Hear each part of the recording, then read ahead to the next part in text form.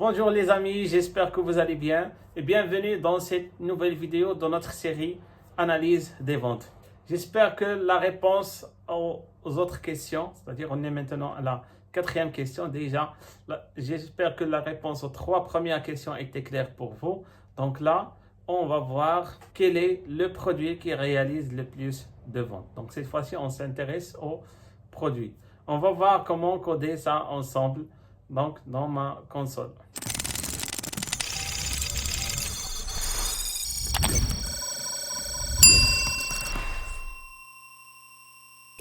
Bon, la question à laquelle on va répondre ici, donc quel produit se vend le plus? On va extraire donc bien sûr l'identifiant des produits, on va grouper par rapport aux produits, donc c'est-à-dire on va utiliser group by.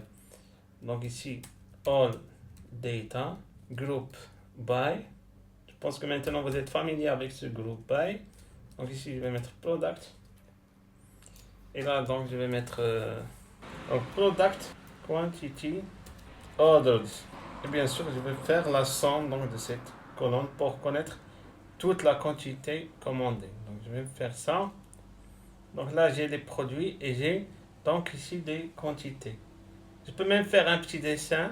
Donc là, donc, je peux faire par exemple la chose suivante. Plot, kind.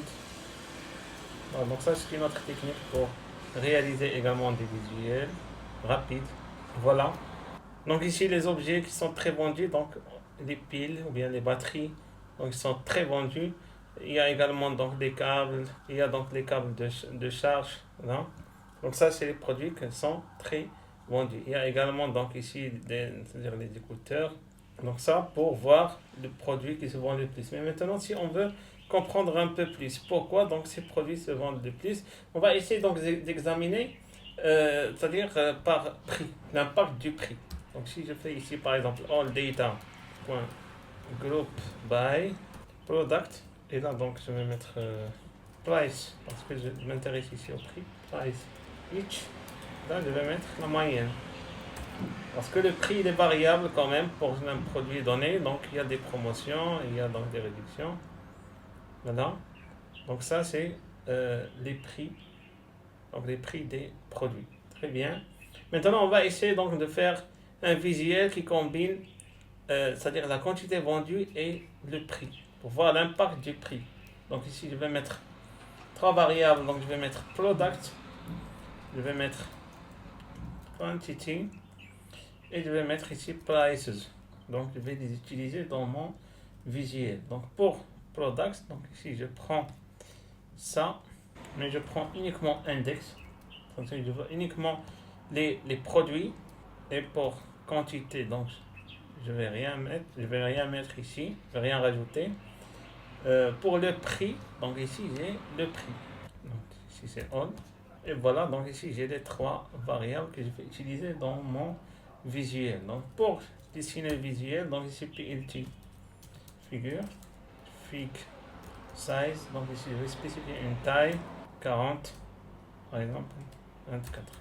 Là je vais mettre fig AX1, c'est-à-dire l'axe 1. Donc ici PLT, SAP, plot, ici donc AX2 égale à AX1. Bon, on n'avait pas à retenir ce bout de code, donc vous n'avez qu'à le garder donc pour le réutiliser au cas où donc vous voulez tracer ici deux courbes dans une seule figure. Donc ici AX1 bar. Donc ça pour la première courbe, donc je vais mettre ici product quantity color.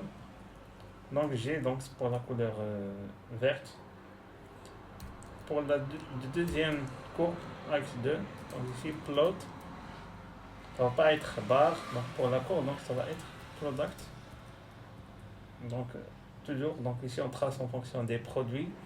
Donc là je vais mettre prices, donc j'ai déjà défini ici. Et je vais lui donner une autre couleur, donc format, donc ici P tiré. Donc pour AX1, donc ici 7X tick label. Donc ici c'est juste pour définir les labels. Donc ça va être product bien sûr. rotation.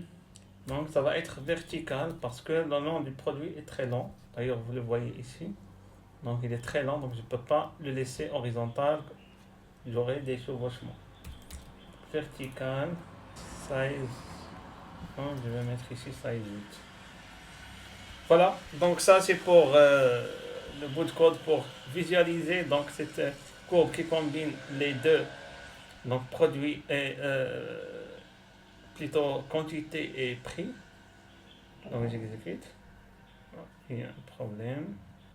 Donc le problème est ici, mais la courbe elle est déjà affichée. Donc j'ai le problème ici, donc cette commande n'a pas été exécutée.